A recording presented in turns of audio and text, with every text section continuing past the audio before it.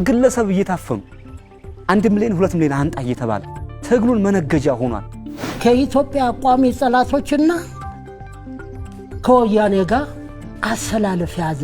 ግብጽ የአማራ ህዝብ ተበደለ ብላ አይደለም እየረዳችን ያለች የምትፈልገው ነገር ስላለ እዚህ ፍልስፍና ውስጥ ከተቱንና ተቋማትን እያወደምነ እንድንሸልም ግባችናቸው ያደረግነ እንዲመስለን አደረጉን። መስመሩን ሳተስን ምን ማለት ነው? መከላከያን ካላቆሸሽ የምናሰለጥነው ወታደር ጀግና ልናደርገው አንችልም።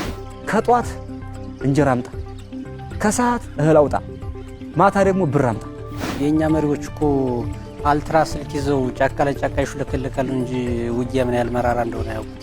የባህር በር ጥያቄ መጠየቅ ወንጀል እስከሚመስል ድረስ ተሰርቶበታል። ያ የመጣው ልምምድ ከምን የተነሳ ነው?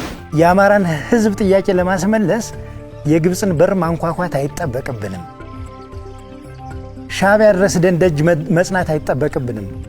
የኛ አመራሮችም ይህን ጉዳይ አጣውት አይደለም የተራዘመ ትግል አድርገው የራሳቸውን ኢኮኖሚ እያካበቱ ስለሆነ ፋኖ አይችልም። መከላከያን አጥቅቶም ተከላክሎም የመደበኛ ውጊያ የመፈጸም አቅም የለውም። ትምህርት ቤቶችን የምናወድመው ጤና ኬላዎችን ካምፕ የምናደርገው ስለተሰራብን ነው። የመንገዱን ሁኔታ ገምግሞ ከኋላ ያለው ይከተላል ብለን እናስባለን። ትክክለኛ ታጋዮች አሉ፣ እንዲመጡ እንፈልጋቸው ታጋዮች አሉ። ወንድሞቻችን ይመጣሉ።